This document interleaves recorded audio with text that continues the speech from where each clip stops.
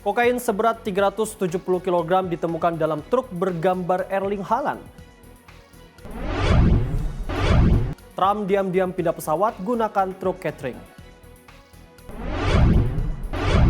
Tingkah gemas orang utan bersweater di cuaca dingin.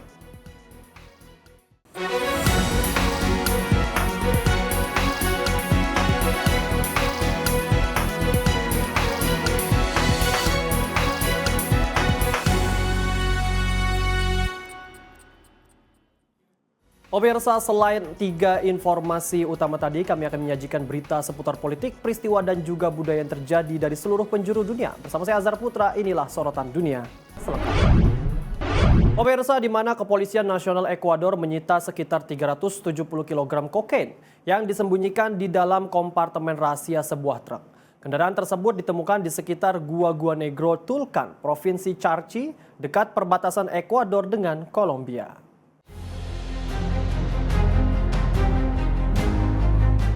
Rekaman video menunjukkan petugas memeriksa sebuah truk yang memiliki gambar pesepak bola Norwegia Erling Haaland. Setelah pemeriksaan, polisi menemukan 370 paket kokain yang tersembunyi di dalam dasar palsu kendaraan. Total narkoba yang disita diperkirakan setara dengan sekitar 7,7 juta dosis. Menurut pihak berwenang, kokain tersebut akan dikirim menuju kota Quito. Aproximadamente son 370 paquetes rectangulares con presumiblemente sustancia catalogada sujeta a fiscalización, que una vez realizadas las pruebas preliminares de campo dieron positivo para cocaína con un peso aproximadamente de 370.000 gramos. Con esta operación se retiró del mercado aproximadamente 7.700.000 dosis que en beneficio de la ciudadanía. De igual manera, este vehículo tenía como destino la ciudad de Quito.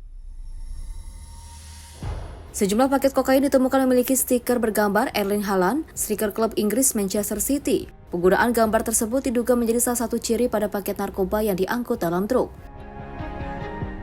Pihak berwenang memperkirakan nilai narkoba tersebut mencapai sekitar 841.750 dolar Amerika Serikat di pasar domestik Ekuador. Dalam operasi tersebut, seorang perempuan bernama Maria Camila Rosero Caicedo turut ditangkap. Pihak kepolisian mengatakan penyidikan masih berlangsung untuk mengungkap pihak yang memerintahkan pengiriman 370 kg kokain tersebut. Penyidik juga berupaya mengetahui tujuan akhir pengiriman narkoba ke luar negeri. Menurut pihak berwenang, sejak 1 Januari hingga waktu penyitaan, sekitar 4 ton narkoba telah disita di wilayah hukum tersebut. Operasi ini menjadi bagian dari upaya kepolisian Ekuador membentuk jaringan perdagangan narkoba, khususnya di wilayah perbatasan yang menjadi jalur penting pengiriman narkotika. Tim redaksi Simpo TV melaporkan. Sementara sebanyak 46 penumpang dan awak kapal tewas setelah kapal feri Rida tenggelam di Danau Karibia, Zimbabwe. Jumlah penumpang di dalam kapal tersebut jauh melebihi kapasitas resmi. Kapal feri Rida tenggelam setelah dihantam gelombang besar tak lama setelah bertolak dari Kariba menuju Kem Kalala. Sejumlah penumpang mengaku sempat meminta kapten menghentikan perjalanan karena kondisi cuaca yang buruk. Dalam proses evakuasi, sejumlah penumpang bertahan di atas lambung kapal yang terbalik. Sementara lainnya menggunakan tas dan barang bawaan untuk tetap mengapung. Pinda waita mvura mumwe mukati mwo yaizara mu engine saka imwe mundu makazoita kuti isagone kunge ichibviswa. Takakundika kuti tibvise nokuti chimushini chacho chinodhonza mvura chacho hatinonge tachiona chinenge chavharidzwa nemvura mukati, saka ndopakazotanga kunyora poto ipapapo.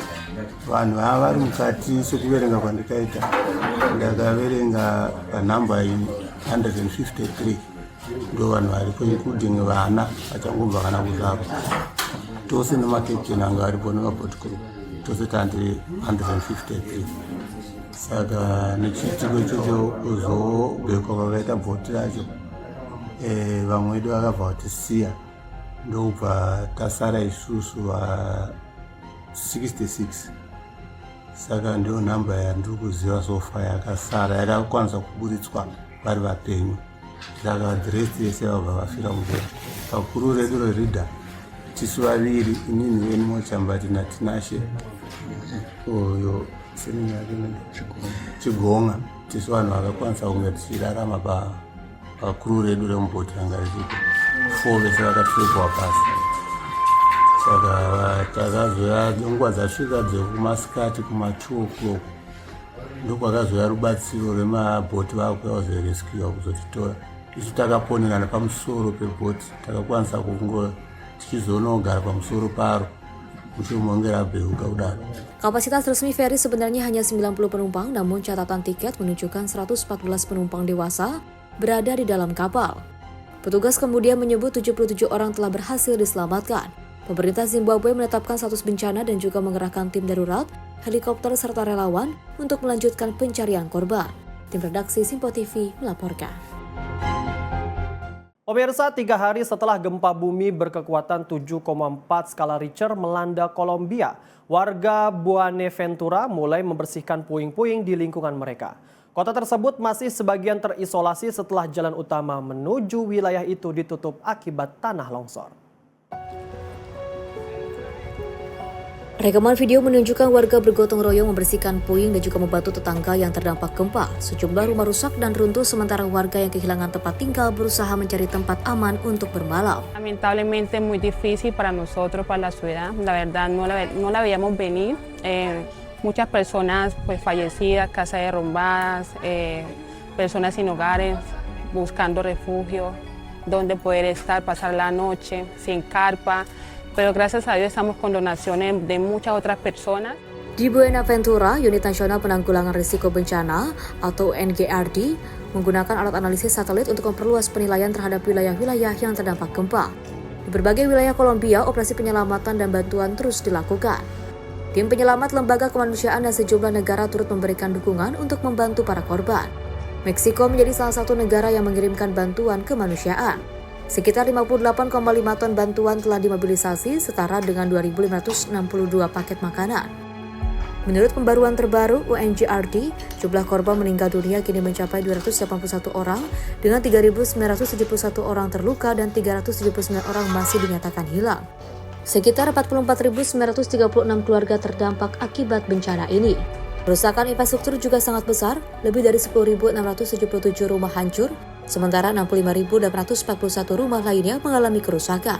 Sebanyak 127 bangunan dilaporkan runtuh, disusul 2.136 pusat pendidikan yang terdampak. Lebih dari 1.000 pusat komunitas dan 236 pusat kesehatan juga terdampak gempa. Sementara itu, warga Buenaventura terus berusaha bangkit dengan membersihkan puing, membantu sesama dan memulihkan lingkungan mereka di tengah keterbatasan akses. Tim redaksi Simpo TV melaporkan. Pemirsa, ratusan warga Bogota berbondong-bondong mendatangi sejumlah pusat pengumpulan bantuan untuk membantu para korban gempa bumi berkekuatan 7,4 yang melanda Kolombia pada Senin lalu. Aksi solidaritas ini dilakukan untuk mendukung masyarakat terdampak di Coco, Valle del Cauca, dan wilayah penghasil kopi.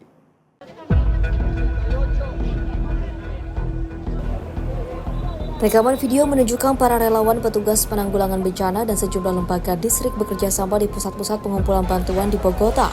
Mereka menerima, mengatur, dan memilah berbagai kebutuhan pokok, mulai dari makanan tahan lama, perlengkapan kebersihan, selimut, hingga tikar tidur. Salah satu lokasi terbesar berada di area parkir Stadio Nemesio Camacho El Campín.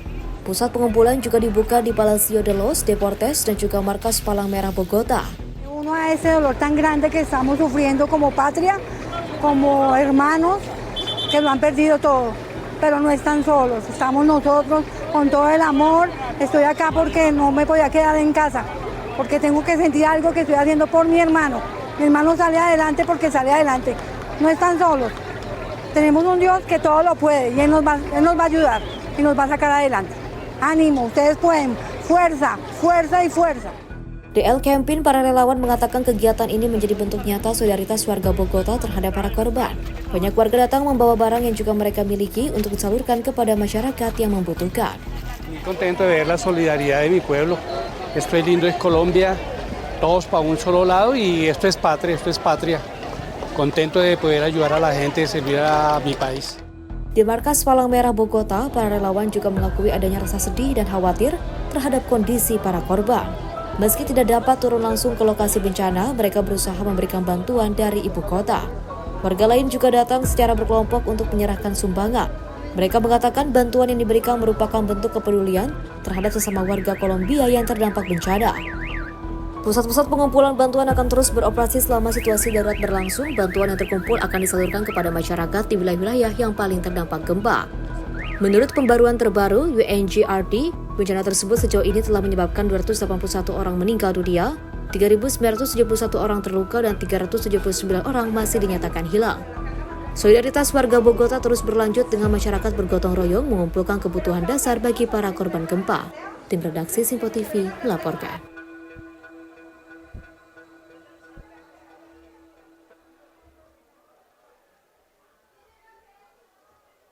Brigade Penyelamat Internasional Topos Azteca asal Meksiko tiba di Cali, Kolombia untuk membantu operasi pencarian dan penyelamatan pasca gempa bermagnitudo 7,4. Tim tersebut datang langsung dari Venezuela dan segera berkoordinasi dengan pemerintah serta tim penyelamat setempat.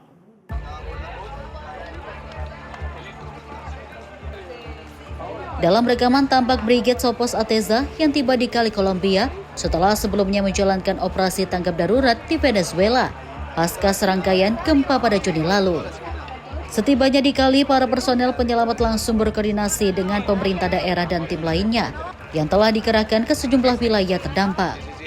Koordinator Operasi Topos Azteca, Roman Ruiz Jimenez, menyatakan timnya telah terlibat dalam operasi pencarian dan penyelamatan, serta menggabungkan upaya dengan pemerintah dan masyarakat sipil. Kelompok pertama tiba pada dini hari waktu setempat, disusul anggota lain dari Venezuela. Hingga kini sekitar 40 personel telah berada di pos komando dengan 2 tim bekerja secara bersamaan di lokasi berbeda di dalam kota. Ahora nos encontramos aquí en lo que es Cali, ya en labores de búsqueda y rescate. Llegamos ayer a las 2 de la mañana, nos encontramos laborando todavía en Venezuela, en La Guaira. Ahí nos enteramos del desastre que pasó aquí en Colombia y nos trasladamos para acá. Venimos directamente del aeropuerto y estamos pues más que nada sumando el trabajo ante las autoridades locales y la población civil para seguirnos apoyando en lo que es aquí en Colombia. Dalam operasi ini, Topos Azteca membawa peralatan khusus untuk mendeteksi tanda-tanda kehidupan dari balik reruntuhan. Tim juga membawa obat-obatan, peralatan kerja, perlengkapan penyelamatan, serta makanan untuk membantu warga terdampak. Kedatangan tim Meksiko ini berlangsung setelah pemerintah Kolombia sebelumnya membatasi masuknya tim pencarian dan penyelamatan internasional. Pemerintah saat itu menyatakan Kolombia masih mampu menangani keadaan darurat secara mandiri, serta beberapa tim yang ditawarkan dari luar negeri tidak memenuhi persyaratan sertifikasi.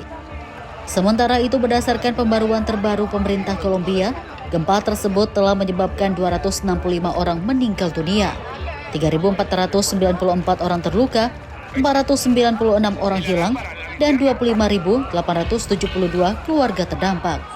Tim redaksi Simpo TV melaporkan.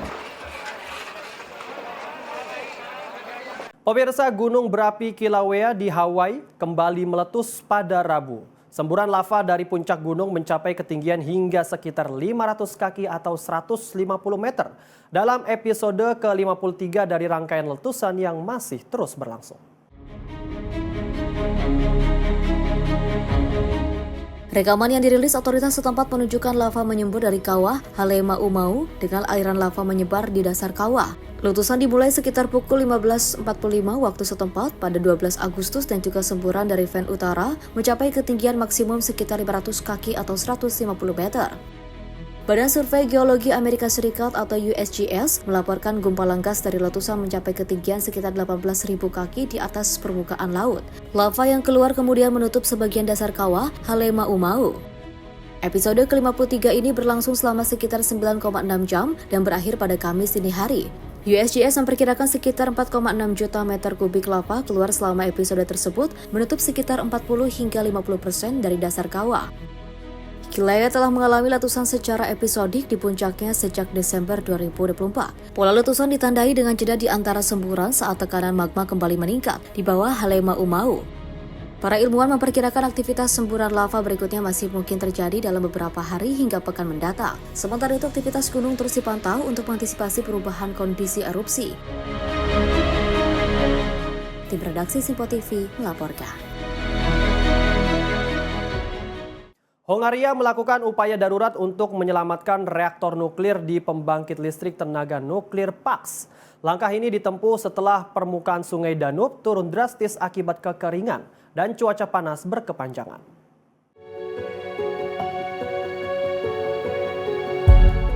Rekaman menunjukkan sejumlah alat berat beroperasi di sungai Danube yang mengalami penurunan permukaan air.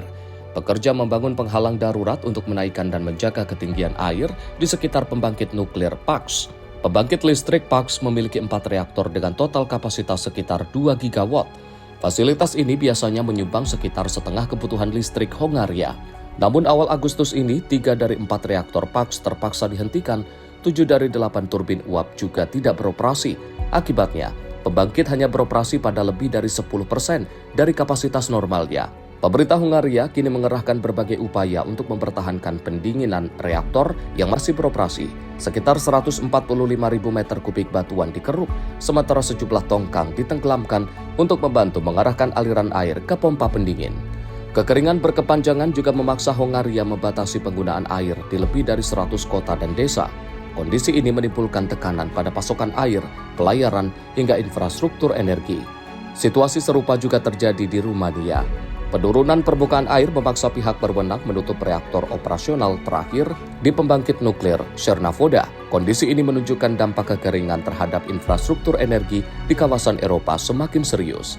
Tim redaksi Sinpo TV melaporkan.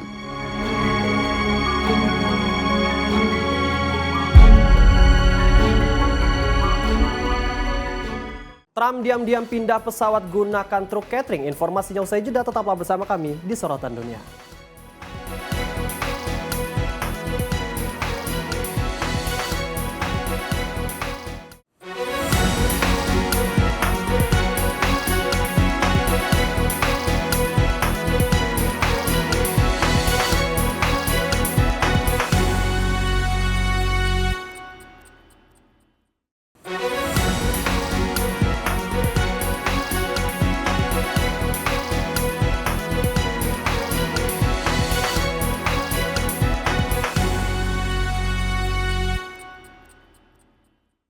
Terima kasih pemirsa, Anda masih menyaksikan Sorotan Dunia. Informasi kami lanjutkan.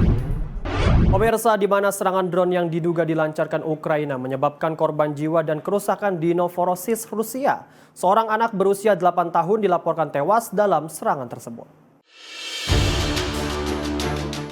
Rekaman memperlihatkan sejumlah bangunan rusak, mobil hangus, serta puing-puing berserakan di lokasi serangan.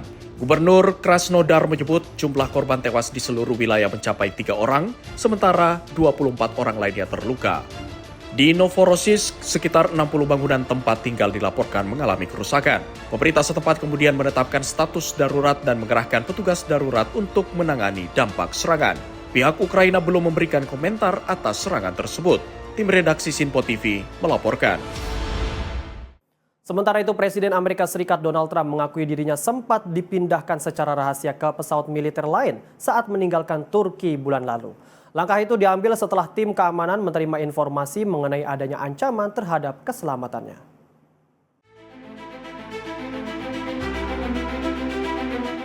Presiden Amerika Serikat Donald Trump mengonfirmasi laporan mengenai operasi pengamanan khusus saat meninggalkan Turki pada Juli lalu. Trump mengatakan tim Secret Service dan juga militer menyarankan agar ia tidak melanjutkan perjalanan dengan pesawat yang semula dijadwalkan. Menurut laporan media Amerika, Trump dikeluarkan secara diam-diam dari Air Force One menggunakan truk catering bandara untuk menghindari perhatian publik dan mengelabui pihak yang juga mungkin memantau pergerakannya. Well, it's only up to Secret Service. I just follow what they'd like to do. So I go by Secret Service and the military. They wanted me to go on a different flight, a different plane, equal safety, but they wanted me to do it, so I do it. I do what they say. What's the nature of the threat? I guess there was a threat out there. I didn't really ask too much about it. I get a lot of threats. No, not surprised. I have a lot of threats. I have a lot of threats that you don't know about. Any consequential president has a lot of threats. Non-consequential presidents don't get threats. And I think that I'm maybe the most consequential president. There's nobody who's done more than me in a period of almost 6 years. There's nobody. Setelah itu Trump disebut naik ke pesawat militer C-32A yang berukuran lebih kecil untuk melanjutkan perjalanan dari Ankara menuju Inggris. Sementara itu, Air Force One tetap terbang sesuai dengan rute semula dengan membawa jurnalis dan sebagian staf Gedung Putih yang mengira Presiden masih berada di dalam pesawat tersebut. Tim redaksi Simpo TV melaporkan. Mantan Marinir Amerika Serikat Robert Gilman akhirnya kembali ke Amerika Serikat setelah lebih dari 4 tahun ditahan oleh Rusia. Gilman dibebaskan melalui pengampunan kemanusiaan dan kini telah tiba di Amerika Serikat untuk mendapatkan perawatan medis. Rekaman memperlihatkan pesawat yang membawa Robert Gilman mendarat di Bandara Internasional Washington Dulles pada hari Selasa waktu setempat. Pintu pesawat kemudian terbuka dan utusan khusus Amerika Serikat untuk misi perdamaian Steve Witkoff bersama penasihat kontra terorisme Gedung Putih Seb Gorka memasuki pesawat. Keduanya kemudian menyerahkan topi merah kepada Gilman bertuliskan Trump was right about everything atau Trump benar tentang segala hal. Menteri Luar Negeri Amerika Serikat Marco Rubio mengatakan Rusia bekerja sama dengan utusan khusus Steve Witkoff untuk membebaskan Gilman dan memungkinkannya mendapatkan perawatan medis di Amerika Serikat.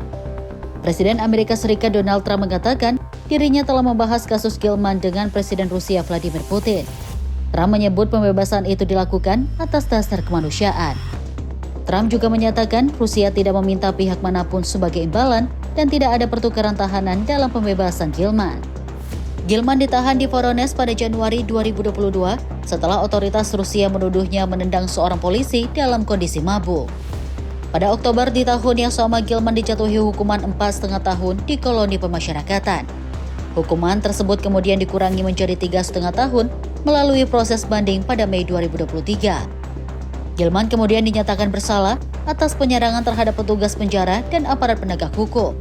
Rangkaian hukuman tambahan akhirnya membuat total masa hukumannya mencapai 10 tahun.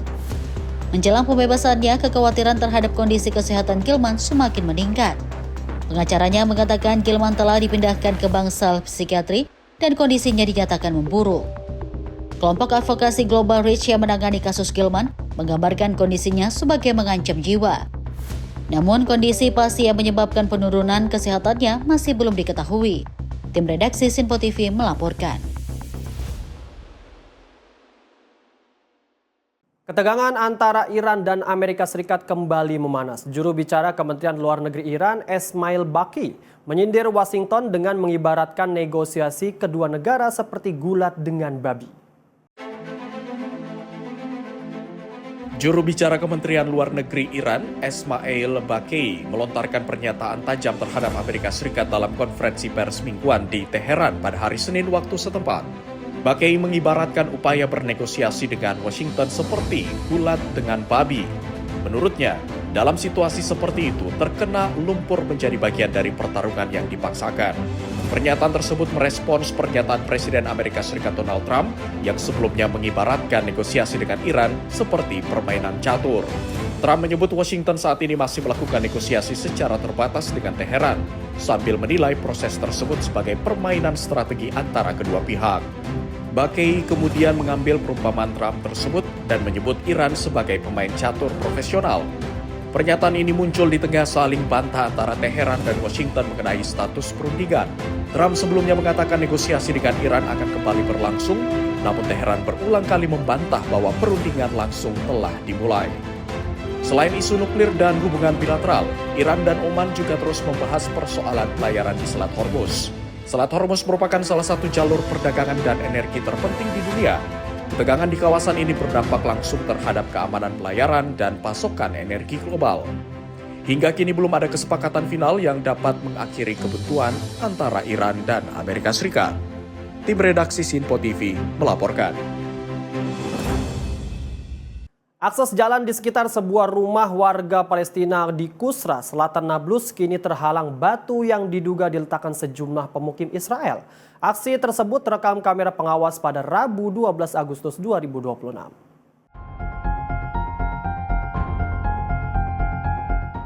Dalam rekaman, sejumlah pemukim Israel terlihat mengambil batu dari dinding di sekitar lokasi, kemudian menyusunnya melintang di badan jalan hingga menghalangi akses. Lokasi tersebut disebut merupakan rumah keluarga Yosef Abdel Salam di kawasan Ras Al Ain, Kusro. Media lokal melaporkan rumah tersebut telah berada dalam kondisi yang disebut sebagai pengepungan selama 4 hari. Pemukim Israel berupaya mengambil alih kawasan tersebut. Pada hari yang sama, pasukan Israel dilaporkan masuk ke Kusro untuk membubarkan pos pemukiman Israel di wilayah tersebut. Dalam prosesnya, sejumlah pemukim Israel disebut berusaha memblokir akses jalan. Militer Israel menyatakan kecaman terhadap aksi pengambil alihan rumah dan lahan milik warga Palestina di Kusro dan Jalut. Militer Israel menyebut tindakan tersebut ilegal, tercela, dan tidak dapat diterima. Media Israel juga melaporkan sejumlah pejabat militer senior, termasuk Komandan Komando Tengah Israel Mayor Jenderal Avi Blut, mengunjungi kawasan tersebut dan bertemu dengan keluarga Palestina. Sementara itu, Komisi Perlawanan Tembok dan Pemukiman Palestina melaporkan terdapat 2.256 serangan terhadap warga Palestina, lahan dan properti mereka sepanjang Juli 2026. Dari jumlah tersebut, 1.458 serangan disebut dilakukan pasukan Israel, sementara 798 lainnya dikaitkan dengan pemukim Israel. Ketegangan di sekitar Nablus dalam beberapa pekan terakhir juga semakin meningkat. Pada 24 Juli 2026, konfrontasi terjadi di desa Tal setelah pemukim Israel memasuki wilayah tersebut. Insiden itu dilaporkan menyebabkan 4 warga Palestina dan 2 warga Israel tewas. Tim redaksi Sinpo TV melaporkan.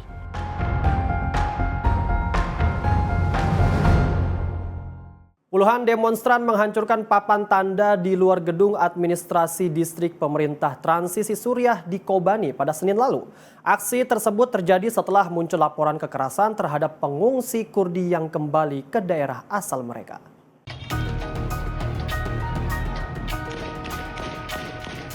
Rekaman video menunjukkan kerumunan demonstran merobohkan papan tanda di luar gedung administrasi. Sejumlah kendaraan lapis baja dan personel keamanan terlihat dikerahkan di sekitar gedung serta alun-alun publik untuk mengendalikan situasi. Direktorat Media Aleppo menyebut sejumlah orang menyerang gedung administrasi distrik Ain Al-Arab atau Kobani. Pihak keamanan internal kemudian memperkuat kehadiran mereka di kota tersebut untuk memulihkan ketertiban. Pihak berwenang juga memperlakukan jam malam sementara dengan alasan untuk melindungi warga dan menjaga keamanan. Aksi protes meletus sebagai bentuk solidaritas terhadap keluarga-keluarga Kurdi yang kembali ke Ras Al Ain setelah muncul laporan sejumlah warga yang kembali mengalami serangan dan pelecehan. Aksi serupa juga dilaporkan terjadi di Qamisli dan Hasaka. Di Qamisli, para demonstran dilaporkan menurunkan bendera Suriah dari sebuah gedung pemerintah sambil menyerukan perlindungan bagi para pengungsi yang kembali ke daerah asal mereka. Pemulangan pengungsi yang sempat ditangguhkan karena kekerasan diatur berdasarkan kesepakatan antara pemerintah Suriah dan SDF pada 30 Januari 2026.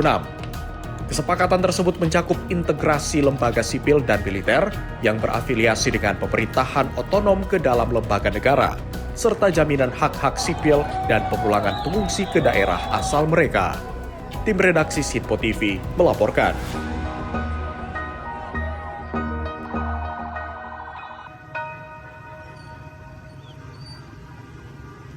Sementara itu, kapal perang Indonesia dan Cina menggelar latihan bersama di perairan timur Taiwan.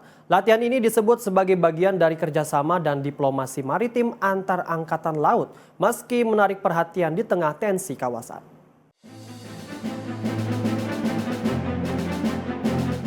Rekaman yang dirilis pada Rabu memperlihatkan kapal frigat TNI AL KRI I Gusti Ngurah Rai berlayar berdampingan dengan kapal Angkatan Laut Cina Honghe dalam sebuah latihan bersama di perairan timur Taiwan. Latihan tersebut meliputi komunikasi maritim, manuver formasi, serta pengisian logistik di laut atau replenishment at sea. Pihak Angkatan Laut Cina menyebut latihan ini menjadi sasaran untuk meningkatkan koordinasi dan interoperabilitas antara kedua angkatan laut. Sementara itu, TNI Angkatan Laut menegaskan kegiatan tersebut merupakan latihan rutin Passing Exercise atau PASEX. Latihan dilaksanakan saat KRI I Gusti Ngurah Rai dalam perjalanan kembali ke Indonesia setelah mengikuti latihan bersama Angkatan Laut Rusia di Vladivostok. TNI Angkatan Laut juga menyatakan latihan ini bukan latihan tempur, melainkan bagian dari diplomasi maritim yang lazim dilakukan antar Angkatan Laut negara-negara sahabat.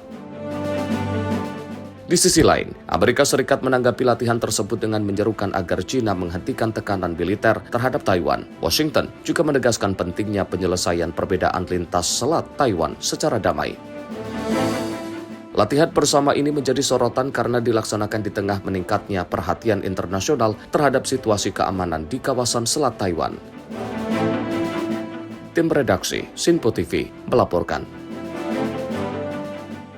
Pemirsa, Pakistan mendorong Amerika Serikat dan Iran kembali ke meja perundingan. Upaya diplomasi ini dilakukan di tengah meningkatnya ketegangan kedua negara dan terhentinya proses negosiasi. Juru bicara Kementerian Luar Negeri Pakistan Tahir Hussein Andrabi mengatakan Islamabad terus berupaya membuka jalur dialog antara Washington dan Teheran. Upaya tersebut dilakukan melalui saluran langsung maupun tidak langsung dengan harapan pihak-pihak yang menghambat perdamaian tidak menggagalkan proses dialog. Pakistan is making all-out efforts to bring the two parties to negotiating table, Islamabad MOU, and pave the way for peace and stability in the region. Pakistan will continue to offset spoilers using direct and indirect channels and enable continuation of constructive dialogue to resolve all outstanding issues. Langkah diplomatik Pakistan berlangsung bersama kunjungan Menteri Dalam Negeri Mohsin Naqvi ke Teheran. Naqvi bertemu sejumlah pejabat senior Iran untuk membahas keamanan regional dan hubungan bilateral. Kunjungan ini juga disebut sebagai upaya mendorong perdamaian, stabilitas, dan keterlibatan konstruktif antar negara di kawasan. Sebelumnya, Pakistan bersama Arab Saudi dan Turki menandatangani perjanjian pertahanan bersama Mekah pada 7 Agustus 2026. Pakistan menyebut kesepakatan tersebut bersifat defensif dan bertujuan memperkuat keamanan ketiga negara. Tim redaksi Sinpo TV melaporkan. Puluhan warga berkumpul di pantai Getares, Algeciras, Spanyol untuk mengenang para migran yang meninggal saat berupaya mencapai wilayah Spanyol. Para peserta membawa spanduk dan poster, serta menyerukan penghentian kematian di Selat Gibraltar. Mereka kemudian berjalan menuju pantai dan meletakkan bunga sebagai bentuk penghormatan kepada para korban. La manifestación porque soy activista de los derechos humanos y me apoyo todas las causas sociales, gusta. Entonces me duele el trato que se le está dando a las personas que han cruzado. Y venimos por las personas que han muerto, que se les dignifique, y a las que están allí, pues que aquello se solucione pronto. Aksi ini digelar setelah gelombang perpindahan besar-besaran menuju Ceuta dari Maroko pada akhir Juli. Otoritas Ceuta menyebut sekitar 100 orang meninggal, sementara ribuan migran masih berada di wilayah tersebut. Para aktivis menyerukan perlindungan yang lebih baik bagi para migran, serta langkah untuk mencegah kematian di jalur perjalanan menuju Spanyol. Tim redaksi Sinpo TV melaporkan. Tingkah gemas orang utan bersweater di cuaca dingin. Informasinya usai jeda, tetaplah bersama kami di Sorotan Dunia.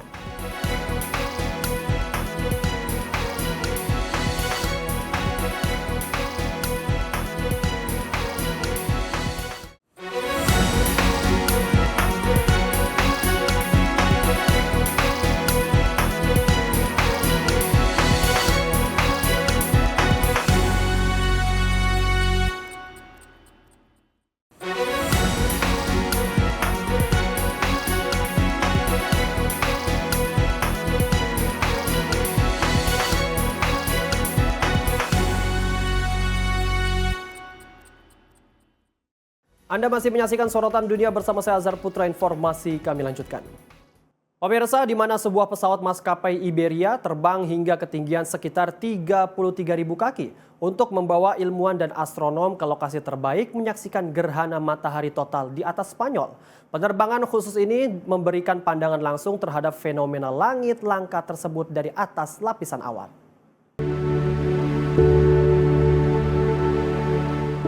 Penerbangan khusus dengan nomor IB1473 berangkat dari Bandara Madrid Barajas menggunakan pesawat Airbus A321XLR. Dari ketinggian, matahari terlihat di atas horizon sebelum perlahan tertutupi bulan.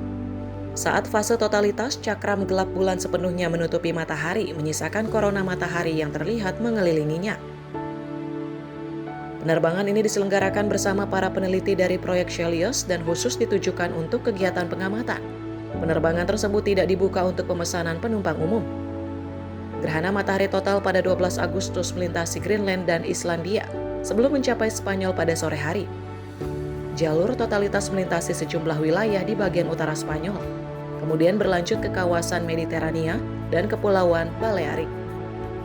Sekitar 15 juta orang diperkirakan menyaksikan fenomena langka ini dari darat, diantaranya di Leon, Valladolid, dan Palma de Mallorca. Gerhana matahari total terjadi ketika bulan berada tepat di antara bumi dan matahari, sehingga menutupi seluruh cahaya matahari bagi wilayah yang berada di jalur totalitas. Bagi Spanyol, fenomena ini menjadi peristiwa istimewa, karena gerhana matahari total terakhir yang terlihat dari daratan utama negara itu terjadi pada 1905.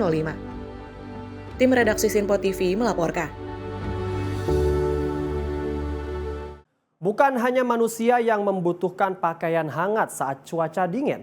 2 orangutan Sumatera di kebun binatang Moskow, Rusia terlihat mengenakan sweater dan rompi rajut untuk menjaga tubuh mereka tetap hangat di tengah penurunan suhu.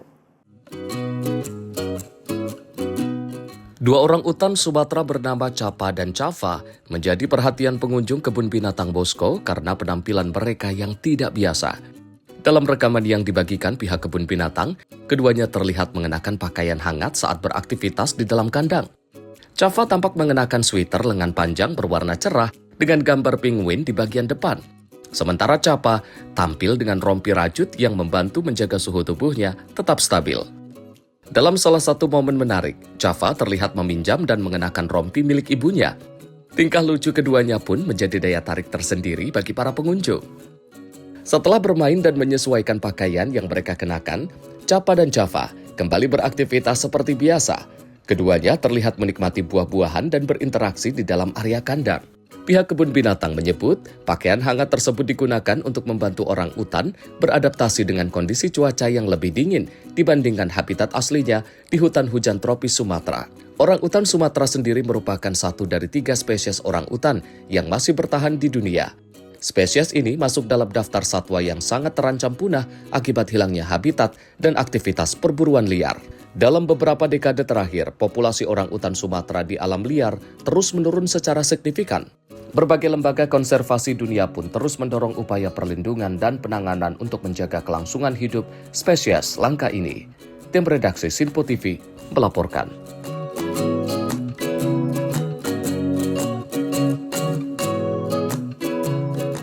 Pemirsa, wisatawan memadati desa Guau di Tebek, Korea Selatan. Mereka datang menikmati lautan bunga matahari dalam festival musim panas tahunan. Rekaman menunjukkan pengunjung berjalan dan berfoto di tengah ladang bunga matahari yang membentang luas. Latar pegunungan dan beragam bunga liar menjadi daya tarik kawasan wisata ini. Area festival memiliki luas lebih dari 660.000 meter persegi, sekaligus menjadi kebun bunga matahari terbesar di Korea Selatan. 저희 가족 나들이 겸 이렇게 이제 강원도 태백 쪽으로 여행을 왔는데 저희가 여기 마침 이제 태백에 해바라기 축제를 한다고 해서 방문을 했어요. 와서 보니까 일상생활에서 잠시나마 벗어나서 이렇게 해바라기를 보면서 많은 또 힐링을 하면서 갑자기 몸과 마음과 모든 게 이제 건강해진다는 느낌? 네, 그런 이제 하면서 잠시나마 일상에서 벗어나서 이렇게 힐링할 수 있다는 이런 장소가 있어서 너무 행복한 것 같아요.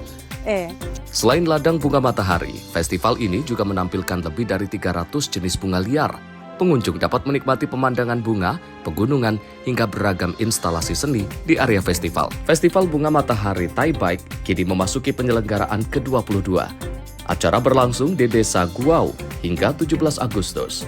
Tim redaksi Sinpo TV melaporkan.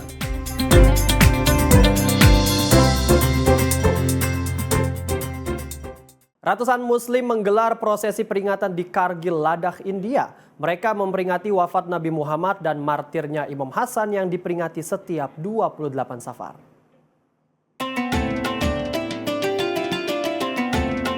Para peserta berjalan menyusuri jalan sambil melantunkan syair duka. Mereka juga melakukan matam, tradisi bergabung dalam komunitas Syiah dengan memukul dada secara berirama.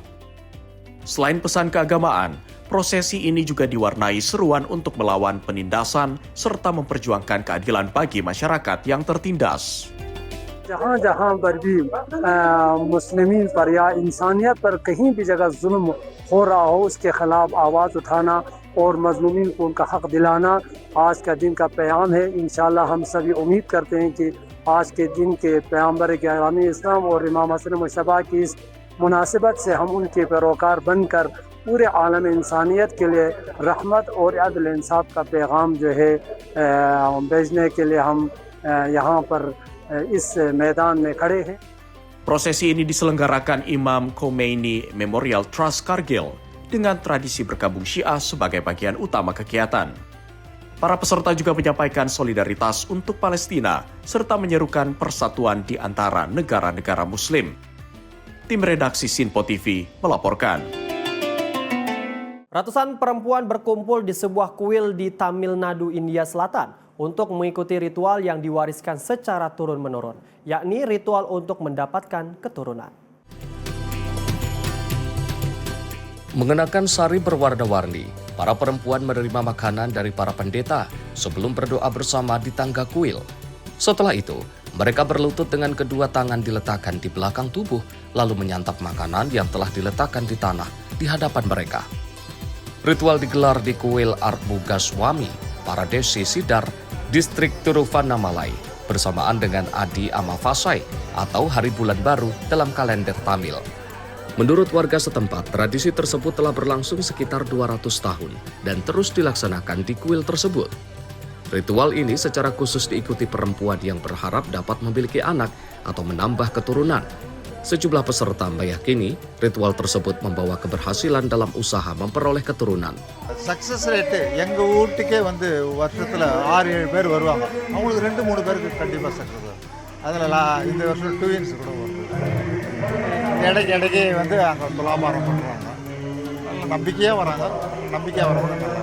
Ritual ini berkaitan dengan sosok Sidar yang dalam tradisi spiritual Tamil diyakini telah mencapai Jeva Samadhi. Meski merupakan tradisi keagamaan dan kepercayaan masyarakat setempat, ritual tersebut terus menarik ratusan peserta setiap tahun. Bagi para peserta, ritual ini menjadi bagian dari harapan dan doa untuk memulai atau memperluas keluarga mereka. Tim redaksi Sinpo TV melaporkan. Dari sesuatu yang sebelumnya dianggap limbah, batang pisang kini berubah menjadi bahan baku bernilai ekonomi di Bangladesh. Di Gazipur, batang pisang diolah menjadi serat yang dapat dimanfaatkan untuk berbagai keperluan. Para pekerja mengolah batang pisang, memisahkan seratnya, lalu menganyamnya menjadi berbagai produk seperti keranjang, dekorasi rumah, hingga produk tekstil. Pengrajin Hafizul Islam mulai mengembangkan produk berbahan serat pisang pada 2016. Ide tersebut muncul setelah ia melihat video tentang pembuatan produk serat pisang di India. কলা গাছ এটা কখনো কেউ চিন্তা ভাবনা করছে যে এই পরিত্যক্ত কলা গাছটা বাংলাদেশে বা ইউরোপ কান্ট্রিতে বা বাহিরে প্রচুর পরিমাণ চাহিদা আছে। এটা দিয়ে আপনার বিভিন্ন ধরনের বাস্কেট তৈরি হয়। এই ফাইবারটা আপনার স্প্রিং মিলে যাওয়ার পরে সুতা তৈরি হয়, সুতা থেকে কাপড় তৈরি হয়। এইটা আবার মনে করেন যে বাংলাদেশের বিভিন্ন জায়গায় বিক্রি হয়। আবার এই জিনিসটা চায়নাতে ওরা ফেব্রিক্স তৈরি করে ওরা এটা বিক্রি করতেছে। Perkembangan industri ini juga membuka sumber penghasilan baru bagi masyarakat pedesaan. Petani dapat menjual batang pisang yang sebelumnya dibuang, sementara pekerja lain mengolah dan menganyam seratnya menjadi produk siap jual. Salah seorang penganyam, Fazila Khatun, mengaku penghasilannya dari pekerjaan ini membantunya membiayai pendidikan sang anak.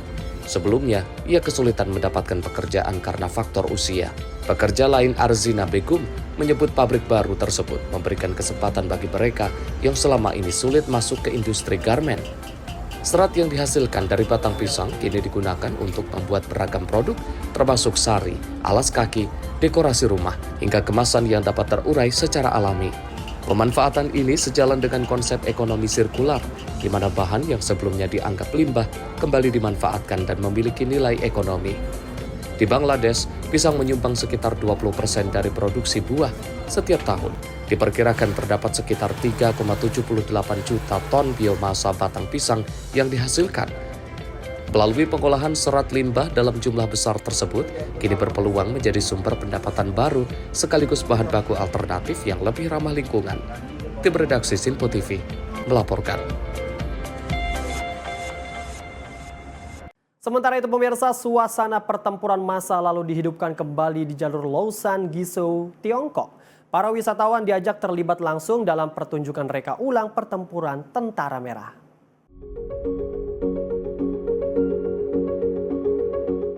Rekaman menunjukkan para peserta mengenakan seragam replika Tentara Merah, membawa senjata tiruan dan berlari mendaki perbukitan di tengah asap dan kibaran bendera merah. Lebih dari 100 aktor turut terlibat dalam pertunjukan yang menggambarkan pertempuran di Lausan pada 1935. 我们是从北京过来的，看完这场演出呢，感觉很震撼，从头到尾都是沉浸在当时的那个场景里面，从红军的这个长征之路。其中印象最深的可能就是雄关漫道真如铁，而今迈步从头越，就是我们今天的美好生活，都是无数先烈的这种努力换来的。 Pertunjukan ini menjadi salah satu daya tarik wisata sejarah di Lausan. Pengunjung juga dapat mengikuti rute Long March, mencoba pengalaman menembak, hingga menikmati restoran bertema Tentara Merah. Jalur Lausan sendiri menjadi lokasi pertempuran penting pada Februari 1935. Dalam perjalanan panjang Tentara Merah.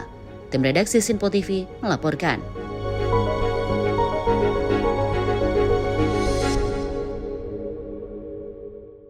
Sawah terasering di Provinsi Guizhou, Tiongkok berubah menjadi panggung konser terbuka. Musik rakyat tradisional digelar di tengah pegunungan, menciptakan pertunjukan unik dan pemandangan alam sebagai latar. Ratusan pengunjung berkumpul di kawasan Shenzhen Ancient Town, Beiji Goshu, untuk menyaksikan pertunjukan musik dan tari tradisional. Panggung dibangun di antara pematang sawah terasering yang membentang di lereng pegunungan. Para penampil mengenakan pakaian tradisional dan membawa lagu-lagu rakyat khas masyarakat setempat. Sementara penonton menyaksikan pertunjukan sambil mengayunkan lampu ponsel dan obor. 给我的感觉就是非常非常的震撼，还有一点是我觉得我们今天也有节目嘛，然后我感觉自己开了一个音乐会，非常非常的开心。 Konsep konser ini berbeda dari pertunjukan musik pada umumnya. Tanpa gedung atau panggung besar, lereng pegunungan dan sawah terasering justru menjadi amfiteater alami yang membuat suara musik bergema ke seluruh lembah. Kawasan pertunjukan memanfaatkan jaringan sawah terasering seluas sekitar 120.000 meter persegi. Dari udara, pola terasering tersebut membentuk siluet yang menyerupai sidik jari raksasa atau bentuk hati yang sedang mekar. Pertunjukan ini juga terinspirasi dari tradisi festival obor yang dirayakan masyarakat etnis Ye dan Bai. Cahaya obor di tengah gelapnya pegunungan menambah suasana meriah sepanjang pertunjukan. Shenzhen Ancient Town sendiri diambil dari nama Madame Shenzhen, tokoh politik abad ke-14 yang dikenal berperan dalam menghubungkan wilayah pegunungan dengan kawasan lain di Cina. Pertunjukan musiman ini kini menjadi salah satu cara untuk memperkenalkan keindahan alam Guizhou, sekaligus mempertahankan dan mempromosikan warisan budaya tradisional masyarakat setempat. Tim redaksi Sinpo TV melaporkan. Sementara itu ribuan warga memadati kota Xichang, Tiongkok untuk merayakan Festival Obor Yi 2026. Api unggun dan obor menyala menerangi langit malam diiringi tarian dan berbagai pertunjukan budaya suku Yi. Suasana meriah terlihat di Xichang, Provinsi Sichuan saat masyarakat merayakan Festival Obor Yi 2026 pada Sabtu malam. Warga tampak bergandengan tangan dan menari membentuk lingkaran di sekitar api unggun. Sebagian lain mengangkat obor menyala ke arah langit, sementara perempuan mengenakan pakaian tradisional suku Yi. Bagi masyarakat Yi, api memiliki makna penting dalam kehidupan dan kebudayaan mereka. Salah seorang peserta, Li, menyebut api dalam festival ini memberikan semangat baru dan harapan akan kehidupan yang lebih baik. Ia mengibaratkan nyala api unggun sebagai simbol kehidupan yang terus berkembang, semakin makmur dan penuh harapan. Suku Yi merupakan salah satu kelompok etnis minoritas utama di Tiongkok dengan komunitas yang banyak tersebar di wilayah barat daya negara tersebut. Dalam tradisi Yi, api menjadi bagian penting dalam berbagai ritual dan perayaan. Festival Obor pun menjadi momen untuk mempererat kebersamaan melalui tarian, musik, serta perayaan bersama. Festival Obor Y 2026 di Liangshan dimulai sejak 19 Juli dengan 98 kegiatan budaya dan pariwisata yang digelar di 17 kabupaten dan kota. Puncak perayaan Malam Obor di Xianxiang digelar pada 8 Agustus di sepanjang Aerospace Avenue. Acara diisi tarian massal, pertunjukan seni tradisional, serta pesta api unggun. Festival tahunan ini menjadi salah satu perayaan budaya terbesar masyarakat di Liangshan, sekaligus menjadi ajang untuk melestarikan tradisi dan memperkuat identitas budaya mereka. Tim redaksi Sinpo TV melaporkan. Pemirsa, informasi tadi menutup perjumpaan kita hari ini. Saya Azhar Putra mewakili seluruh rekan kerja yang bertugas mengucapkan terima kasih dan sampai jumpa.